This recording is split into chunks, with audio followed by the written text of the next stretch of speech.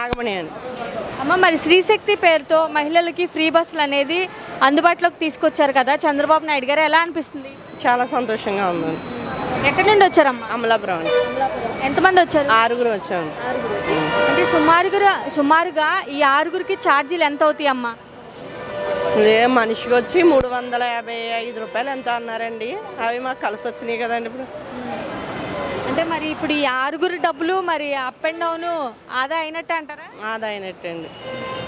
అమ్మ, మరి ఎలా అనిపిస్తుంది చంద్రబాబు నాయుడు గారు మరి ఆడవాళ్ళ గురించి ఆలోచించి మరి ఇటువంటి పథకాలు తీసుకురావడం ఎలా అనిపిస్తుంది? చాలా సంతోషంగా ఉందండి.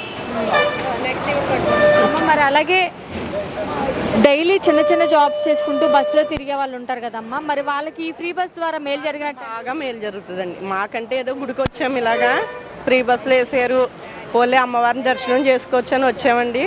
మాకు అంతా వాళ్ళకి ఎక్కువ మేలు జరుగుతుంది. అలాగే మరి ఇక నుంచి అంటే బంధువుల ఇంటికి వెళ్ళాలన్నా మరి అక్కడికి వెళ్ళాలన్నా కూడా ఈ ఫ్రీ బస్సులో హ్యాపీగా వెళ్ళిపోతారా? హ్యాపీగా వెళ్తారండి, హ్యాపీగా వెళ్తారు. నాకు కాలు ఆపరేషన్ కూడా అయిందండి, అయినా సరే ఫ్రీ బస్సులో కావాలని వచ్చానండి. మరి కూటమి ప్రభుత్వంలో ఇస్తున్న ప్రతి ఒక్క హామీని నెరవేరుస్తున్నారా లేదంటే ఏం చెప్తారు? కూటమి ప్రభుత్వంలో ఇస్తున్న ప్రతి ఒక్క హామీ నెరవేరుస్తున్నారా లేదంటే ఏం చెప్తారు? నెరవేరుస్తున్నారండి. ఇన్ని మంచి పనులు చేస్తున్నా కూడా గత ప్రభుత్వం వాళ్ళు ఈ ప్రభుత్వం ఏమీ చేయట్లేదని చెప్పి విమర్శలు చేస్తూనే ఉన్నారు. అంతా రాంగ్ అండి, అదంతా రాంగ్. మరి ఇంకా రాబోయే రోజుల్లో మహిళలకి మంచి సపోర్ట్గా ఉండిద్దా ఈ కూటమి ప్రభుత్వం? ఉంటుందని మేము అనుకుంటున్నాం. మరి డెవలప్మెంట్ పరంగా చూసుకుంటే కూటమి ప్రభుత్వం ద్వారా ఎలా ఉండబోతుంది అనుకుంటున్నారు? బాగుంటుందని అనుకుంటున్నాం. కూటమి ప్రభుత్వం మంచి ప్రభుత్వం అంటారా? మంచి ప్రభుత్వం అండి.